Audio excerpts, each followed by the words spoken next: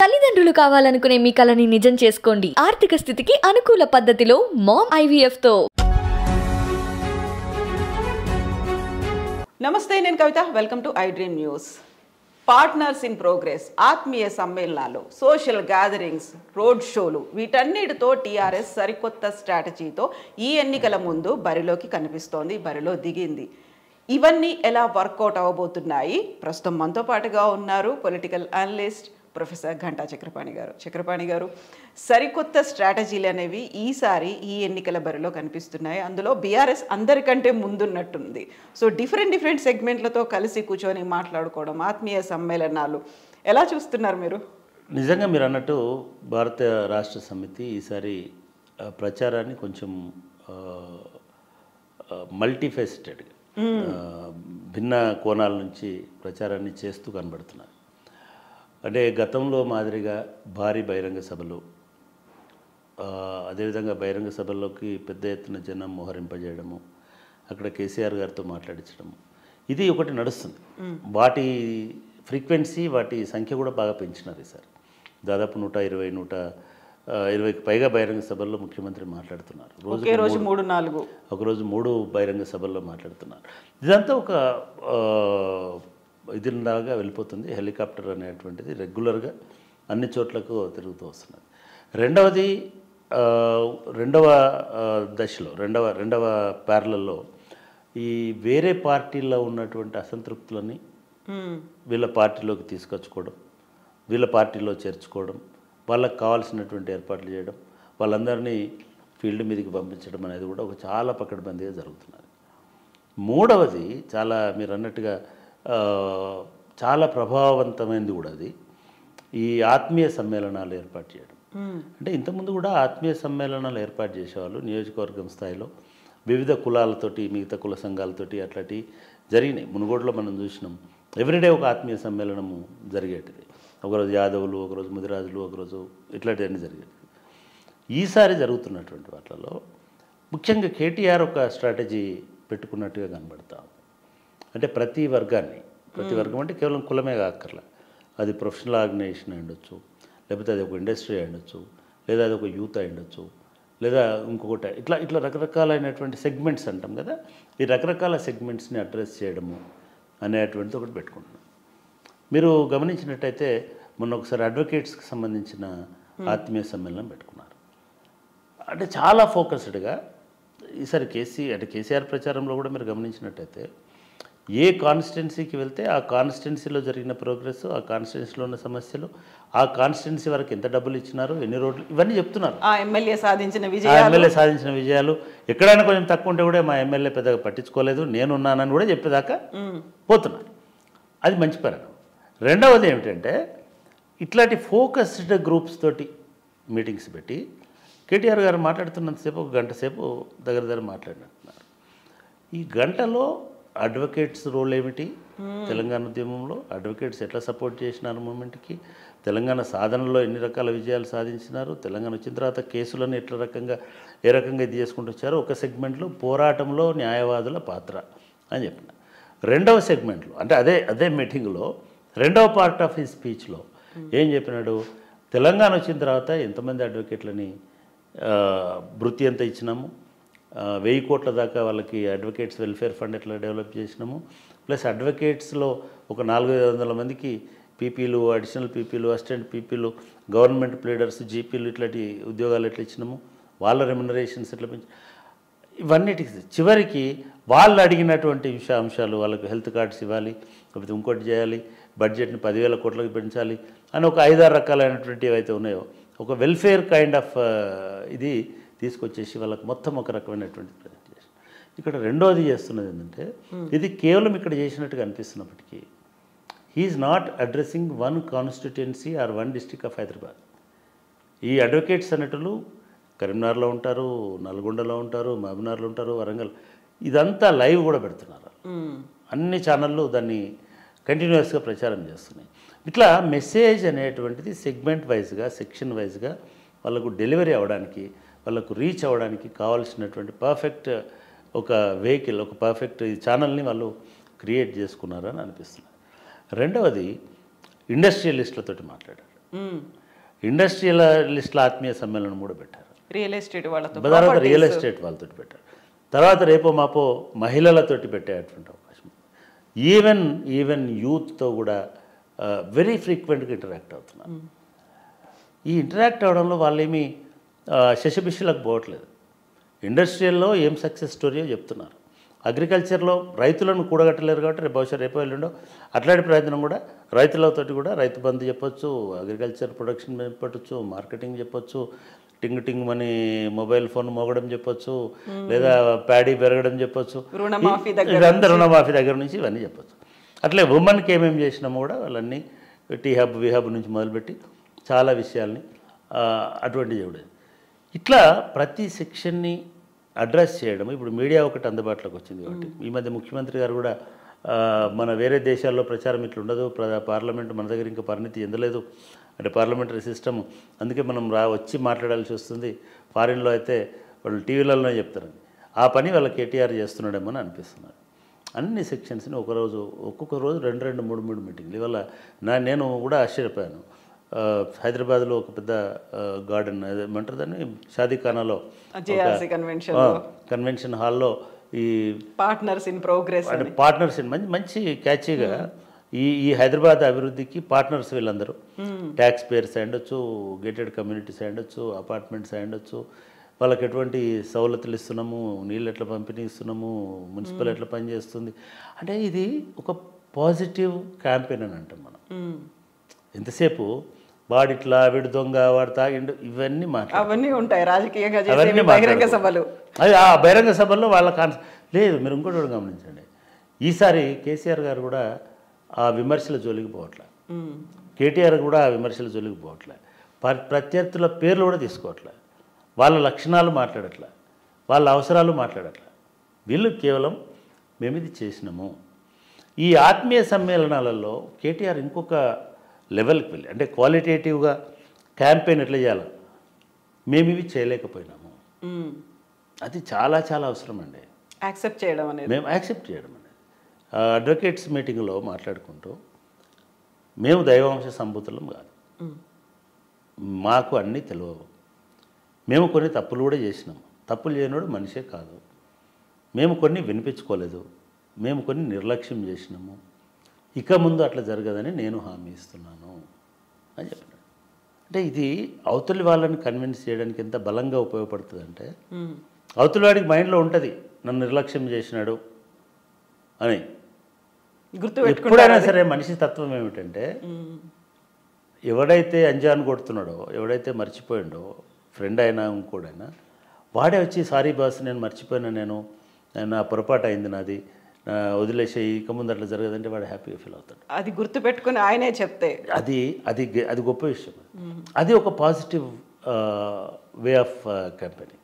సరే, ఇండస్ట్రియలిస్టులు ఫైన్, రేపు ఉమెన్ అయి ఉండొచ్చు, మీరు నిరుద్యోగులు అయి ఉండొచ్చు, లేదా ఇంకోలే, అంటే సంభాషణ అనేది చాలా సమస్యల్ని పరిష్కరిస్తుంది. ఐ మీన్ మీ మెసేజ్ అనేది, మీరు ఎవరిని కూడా పాలిటిక్స్లో ఉన్న తర్వాత, పవర్లో ఉన్న తర్వాత మీరు ఎవరిని కూడా మాట్లాడను అనుకోకూడదు. నేను అడుగుతుంది ఏమంటే, నేను చెప్తుంది ఏంటంటే, మీరు అందరితో మాట్లాడండి. ఈవెన్ మీరు బ్రాడ్ మీటింగ్స్ పెట్టండి, ఈవెన్ కమ్యూనిటీ లెవెల్ పెట్టండి.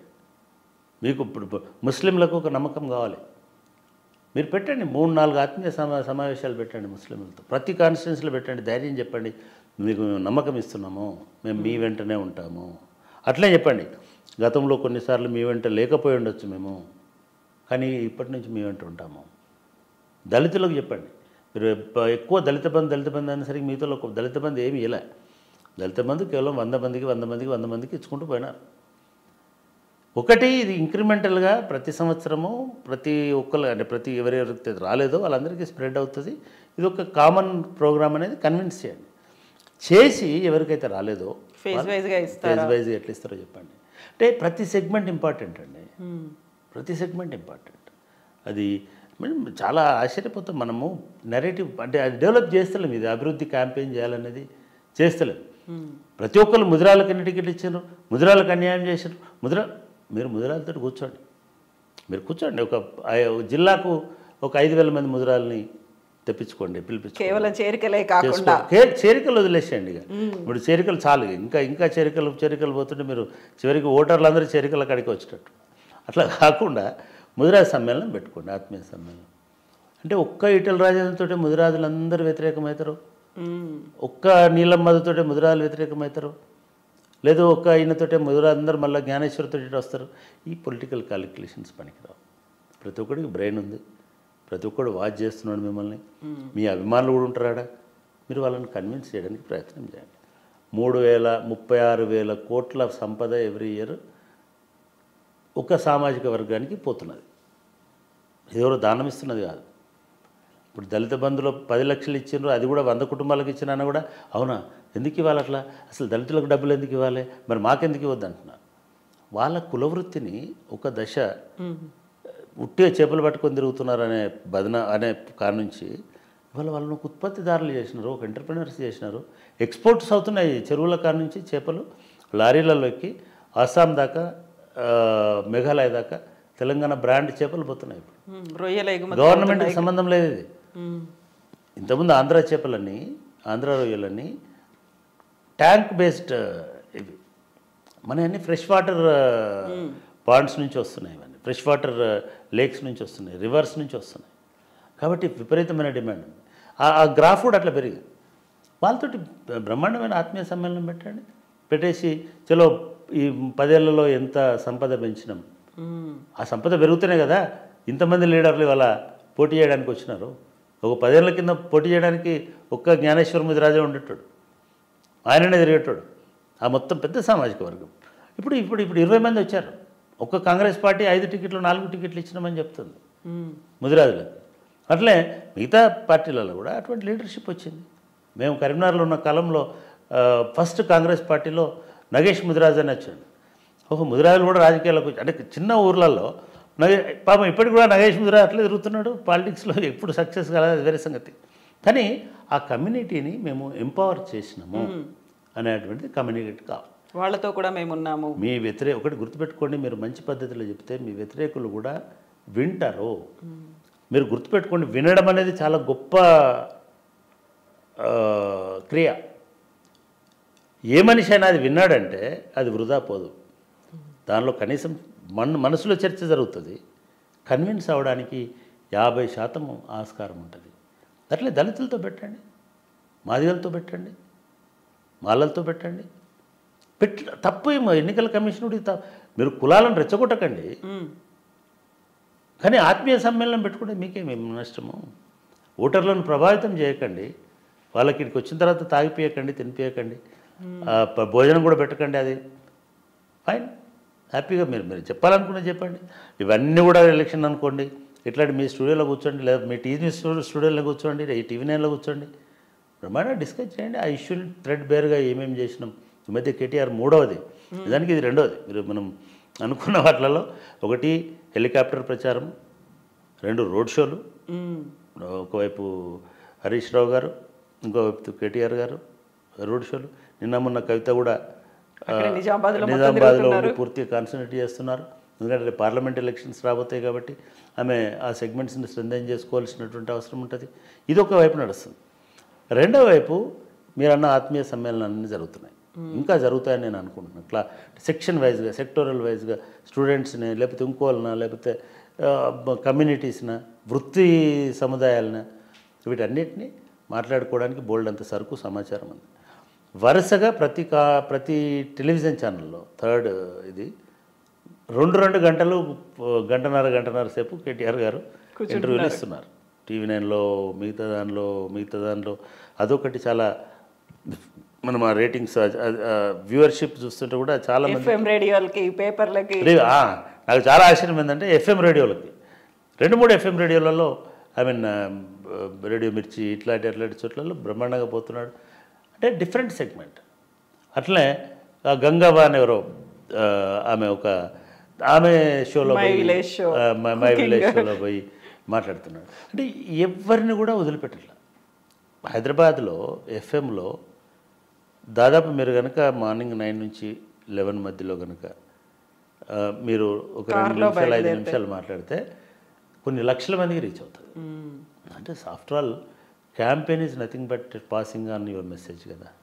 ఈ మెసేజ్ చెప్పడమే క్యాంపెయిన్. క్యాంపెయిన్ అంటే బూతులు తిట్టడం కాదు అవతలని. క్యాంపెయిన్ అంటే రారా చూసుకుందాం చంపుకుందాం అనడం కాదు, సవాళ్ళు విసరడం అసలే కాదు. గవర్నమెంట్ ముఖ్యంగా రూలింగ్లో ఉన్నటువంటి వాళ్ళకి ఒక పాజిటివ్ క్యాంపెయిన్ కావాల్సింది ఇది. అదొకటి చేసుకుంటూ వెళ్తున్నాడు. ఇదే కాదు, ఈవెన్ చాలామంది యూట్యూబర్స్కి, ఇంగ్లీష్ ఛానల్స్కి, ట్విట్టర్స్కి, ఇన్ఫ్లుయెన్సర్స్కి చాలామందికి కనెక్ట్ అవ్వకుండా పోతున్నాడు.